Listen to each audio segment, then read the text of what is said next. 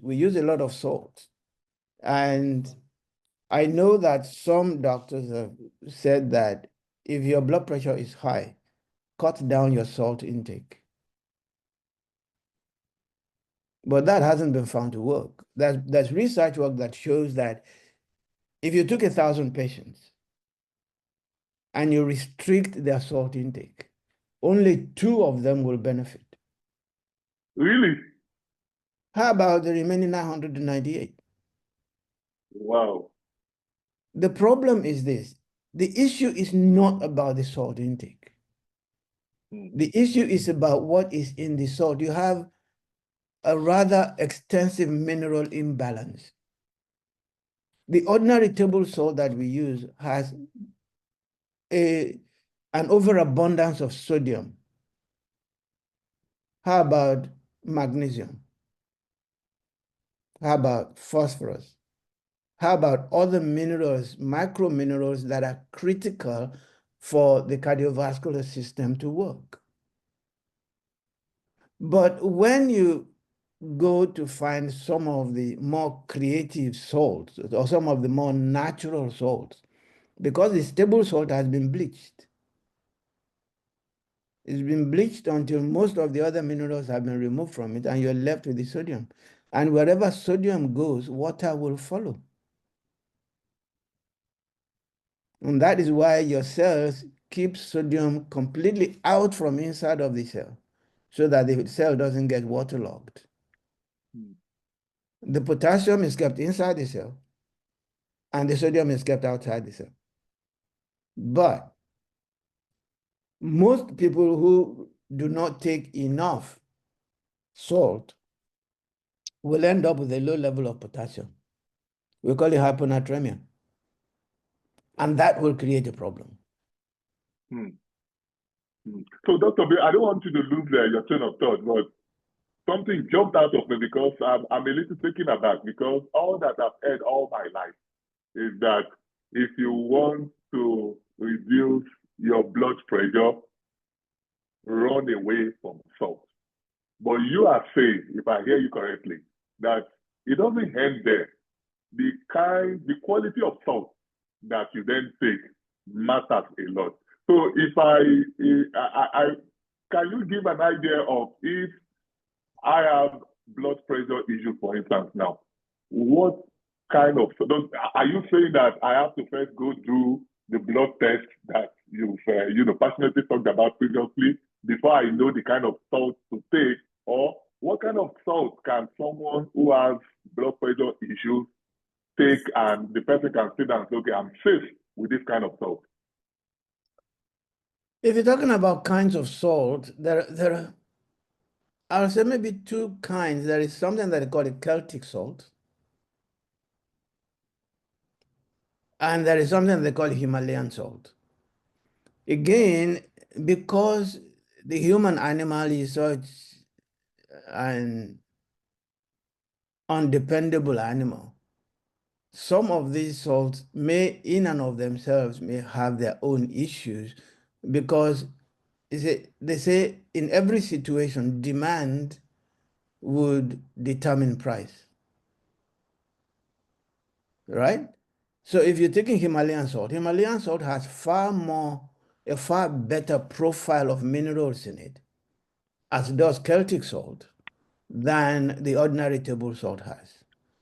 But in my view, that is not the only thing that you need to look at. Looking at the salt on its own is something different. What you want to find out is what actually caused your blood pressure to go up. And the blood test should reveal that.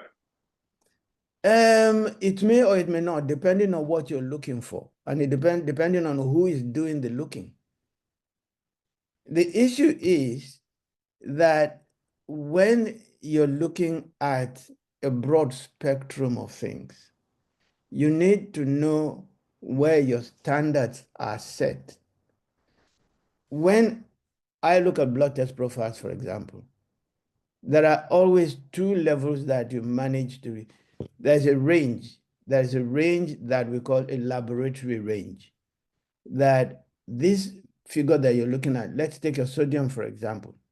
is supposed to be between 135 and 145 when we look at it in the blood. If you find it is about 150 or 160, it may simply indicate that you are not drinking enough water. If we find that it is below 135, it may mean something completely different. That is what we're looking at, but there is an optimal range. There's a range that the body finds comfortable. Most of the time, the standard laboratory ranges are too lax. They're too relaxed. And by the time you get into those ranges, the body is already in trouble. And I mentioned about what causes blood pressure in the first instance. There are two processes that lead to high blood pressure.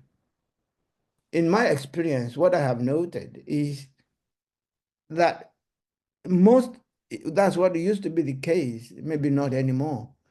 Nobody worries about your blood pressure between the ages of 12 and 18. Nobody ever looks at it.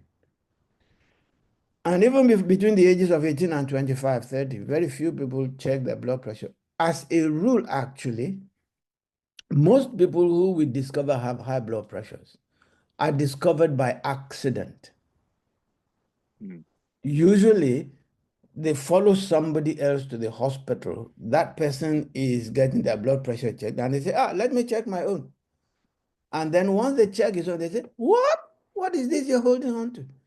And that is how they find out that they have a high blood pressure. But nobody ever queries as to why that happened. It is looking at the why. And for most of the disease profiles that we suffer, the medical system hardly ever raises the question, why? You have a headache, why? You have a backache, why? When you find out the why, you'll find the solution. I had a young woman in my clinic once, many years ago. She had very severe migraine.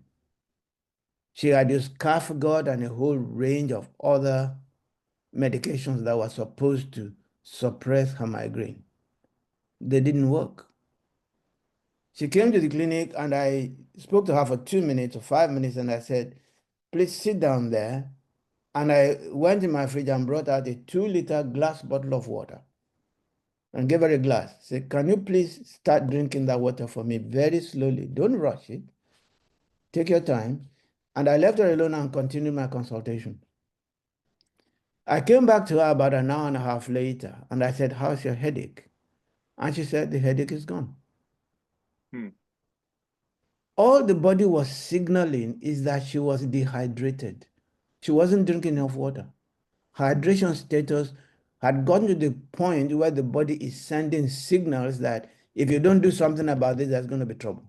But her drinking the water slowly over a period of time meant that the blood volume will go up, the heaviness of the blood will reduce, and the banging in her head will reduce. It's not everything that needs a medication. You need to know what to look for, and you need to look what you want to achieve. What kind of stuff would you recommend for someone who is battling high blood pressure?